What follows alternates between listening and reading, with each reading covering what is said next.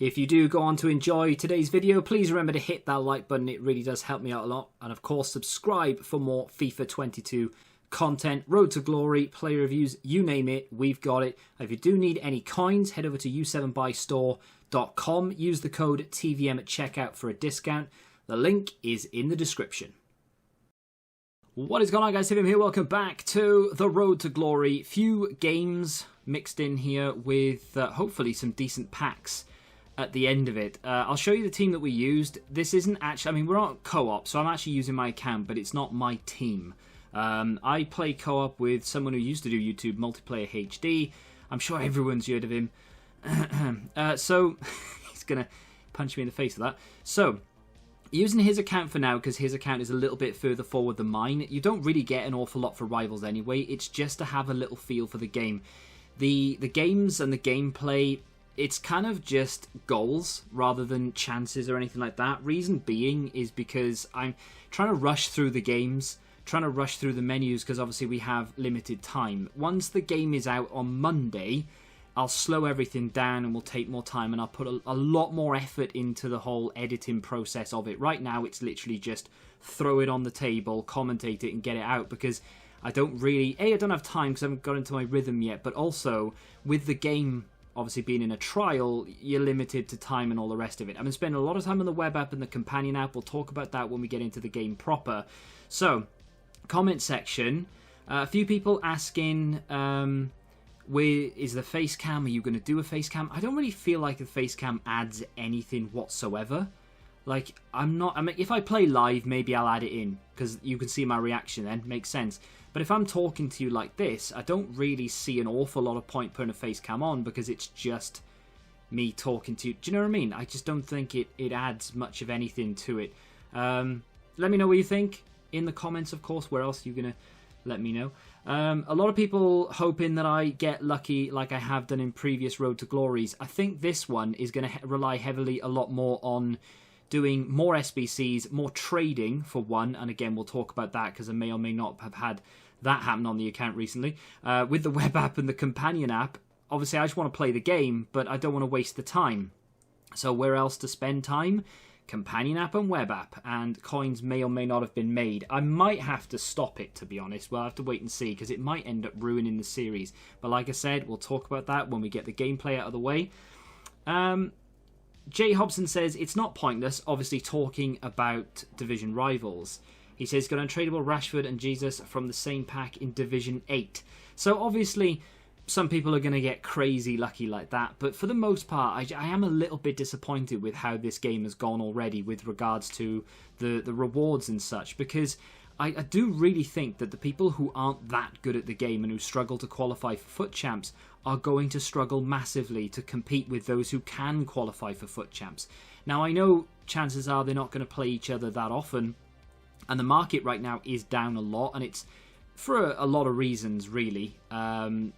Players are far easier to pack. The pack weight percentage-wise is a lot higher, and that's not just me going, oh, I've seen people pack better things, so the pack weight's better. You can go and have a look at the pack probabilities, and they are 3%, I think it's exactly 3% higher this year per 7.5k pack to pack a board. So, you know, it doesn't sound like a lot, but it is a lot, especially with the sheer number of people opening packs and such.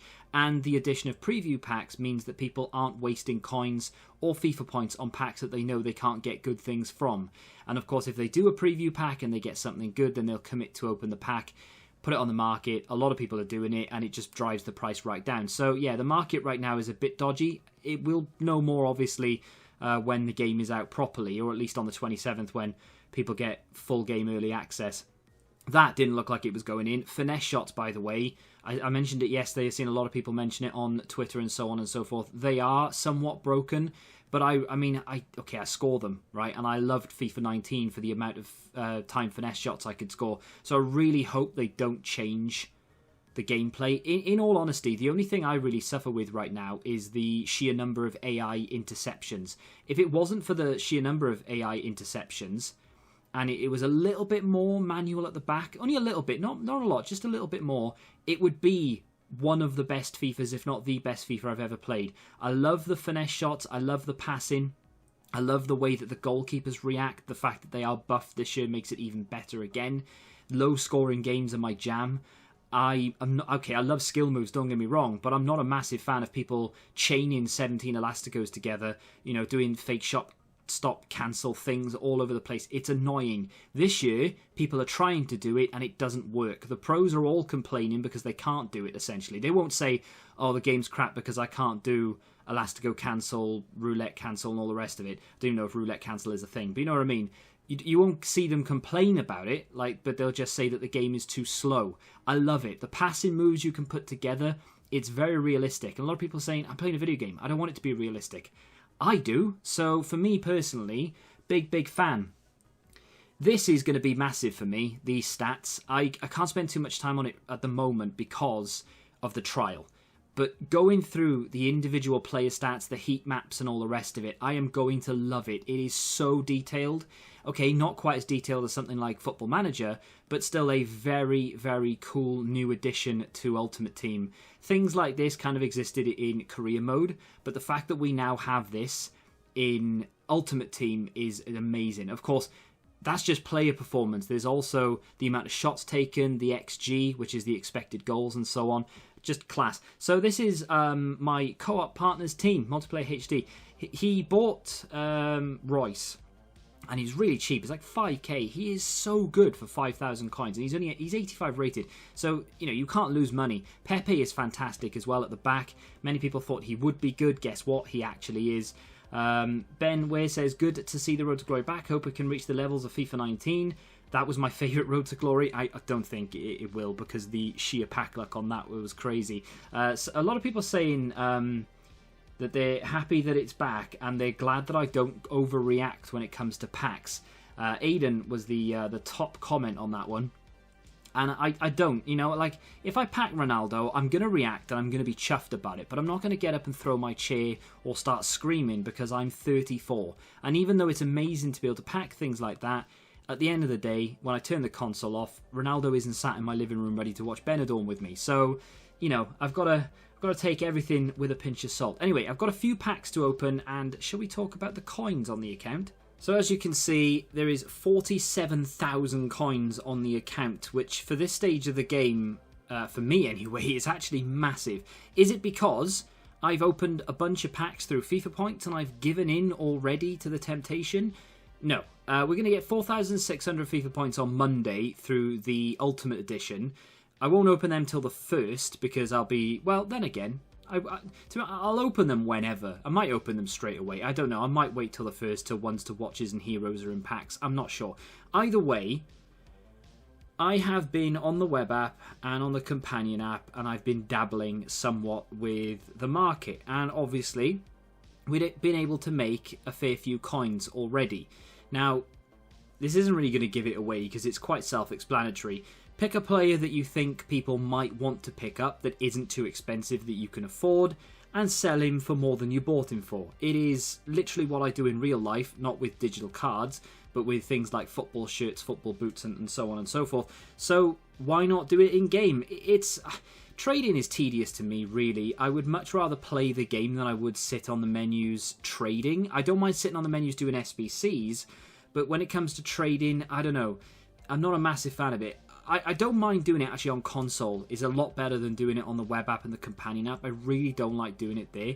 But as you can see, all these cards were picked up for about 3 or 4k less than they were sold for, roughly. A few... where are they? So a few at the end here were from random packs from SBCs. But generally speaking... all these cards were bought with the intention to sell. I've been trying a few other players as well. There's how many? Obviously a lot of Hazard, because Hazard seems to be the one that works the best. But I was trying it with Kasper Schmeichel very early this morning. Didn't really work. I tried it with an Inform. Didn't really work either. There's another player as well I tried it with. Marco Reus, had a little look about him. And didn't really work too much. The fact that he's only 7,000 coins is absolutely outrageous. There is going to be a time where this guy sells for 15, 20k. I guarantee it. And it might just be because of the rating.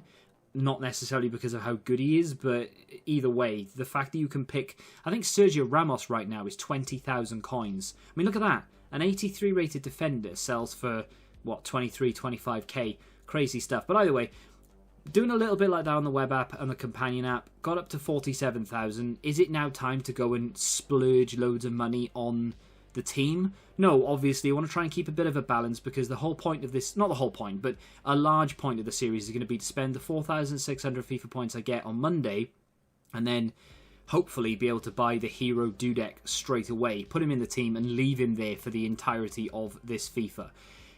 Different to last year, like I said, because last year with Diogo Jota, it was harder to keep Jota there because he just wasn't good enough straight away. But with a goalkeeper, and goalkeepers being as decent as they are this year as well, I don't mind at all when it comes to leaving a goalkeeper that might not be up to standard, because if I can defend well and he doesn't have to do an awful lot in the way of saving shots, then, you know, awesome.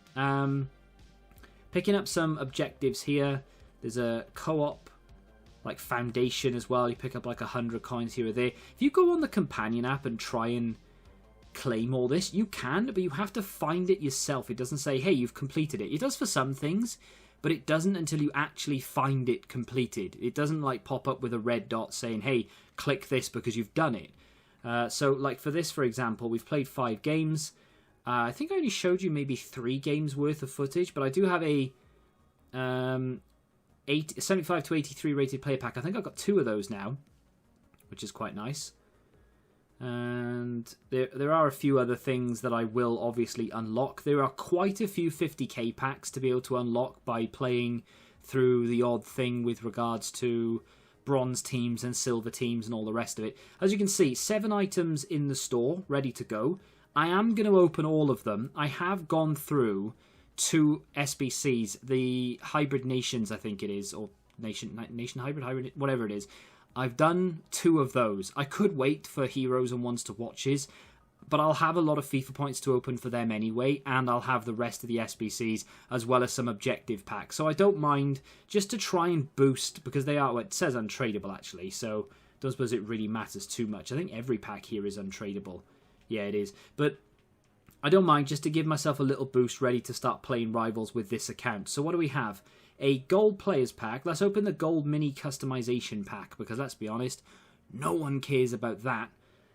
Is it even... Oh, it does give us an animation. It's going to be the Rangers kit. As you can see, we've got John Stones. I will show you the team in just a second. It's not a team I'm going to keep. It's not a team I'm excited to play with. I do need to change a fair bit of it.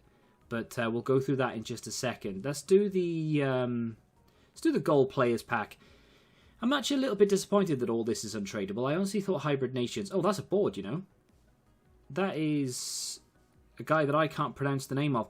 Players like that right now, normally in FIFA 21, 20, 19 and further back, would be completely unusable. 67 pace for a centre-back is awful. In this game, if you play, not like a proper deep line, but if you play a relatively deep line and you put a shadow on him, all of a sudden he's actually very usable. In fact, you don't even need to put a shadow on him.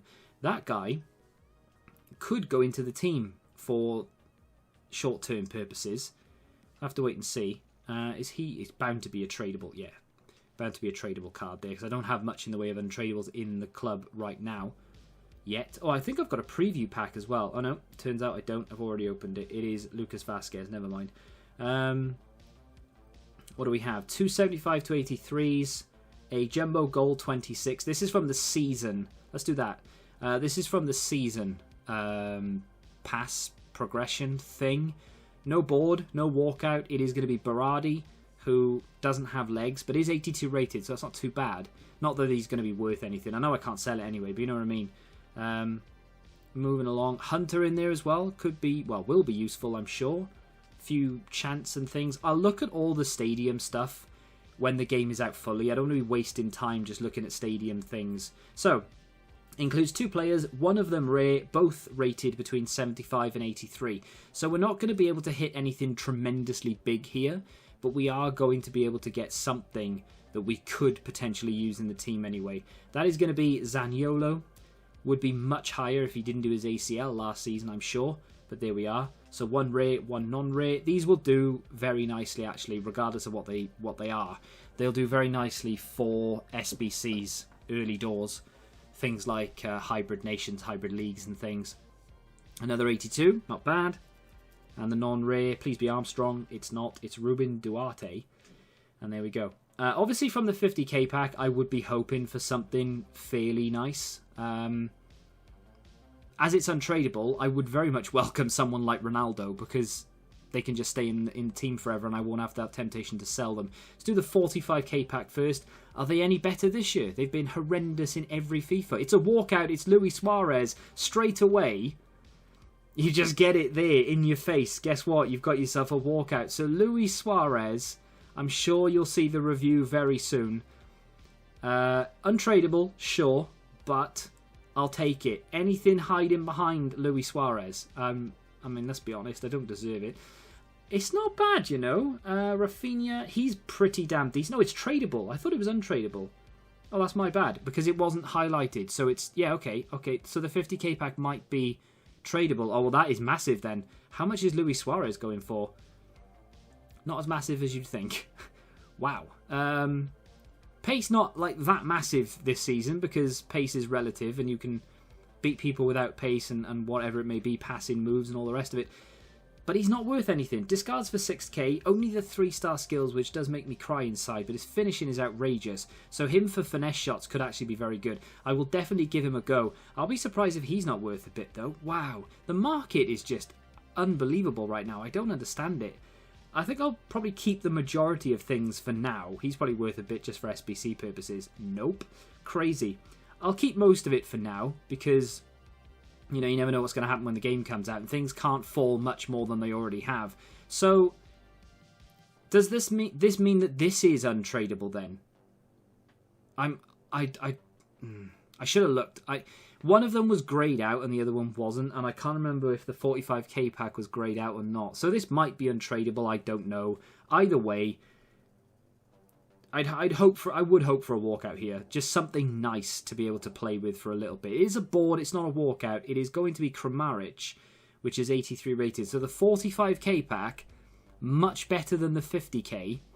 Is that a sign of things to come? Who knows? I never really pack anything from big packs. Everything I pack, like good stuff wise, comes from the smaller packs. Joel Matip, it's tradable, right? So I need to remember that. If it's a highlighted hand, then it's tradable. Is that how it works? Who knows? So Matip is super cheap right now, even though, I mean, he's 58 pace, so he's not really that usable, I suppose. 283s though, can't complain. Antonio, very good starter striker, doesn't go for anything. Madness. They've ruined Pizzi this year. Look at that. They've completely taken his left leg away. He looks decent, and obviously being in a different league as well and being English, you might be able to get some money for him when the game comes out for links for SBCs. Lo Celso could work. Again, not expensive. It's just like, even if you put FIFA points on, you can't really generate the coins right now unless you pack something insane. So hopefully the market picks up ready for when we do actually open FIFA points. So the team looks like that. You saw me pack Dan James. Okay. Got Kostic from the starter pack. Used him because he's worth nothing, but I used him and Kevin Campbell, which also came from a starter pack or something of that nature. Used them to get the packs you just saw. Managed to pick up a couple of these cards quite cheap on the market. You saw me pack Dan James, Nabikita. I think Divock Origi came very early on from something or other. Klein can't stay there because he literally has no legs. I know pace isn't really a thing, but he doesn't have any. I think he's got 60. Yeah, he's got 69 pace. That is quite shocking. So he is probably the best player in this team. He's got 76 pace. With a chem still on him, will look pretty good. Meslier has now gone in goal. But given the addition of what we just got through packs, all this, I'm going to need to have a little look through. Alex Teixeira now plays for Besiktas, which is interesting.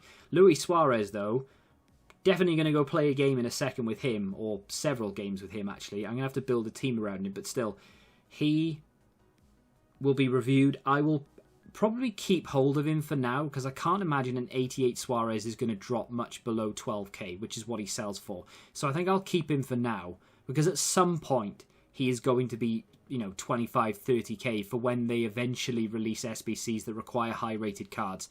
So I'm happy to keep him. I don't need the coins just yet, and we'll see what happens. I will continue trading for now, but let me know, do you think it would be much better if there was no trading on the account whatsoever? Well, not no trading, but like now and again, maybe do a little bit, but like don't just sit there for hours in the evening on the web app or on the companion app trading away. Or should we just leave it and we only get what we earn through playing games and opening packs through rewards and doing SBCs and such? Is trading on the account not like, it's not a cop-out obviously, because it is quite tedious and difficult to do in certain circumstances, but would it be better? Would this Road to Glory be better if there was no trading, or just a very limited amount of trading? Because the way that it's going, it's not actually that difficult to make coins. It's just a bit of patience, really. So let me know what you think. Let me know. If you have enjoyed this episode of the Road to Glory and you're excited to see Luis Suarez in action tomorrow, do me a favour and hit that like button, subscribe to the channel for new, and until the next time, goodbye.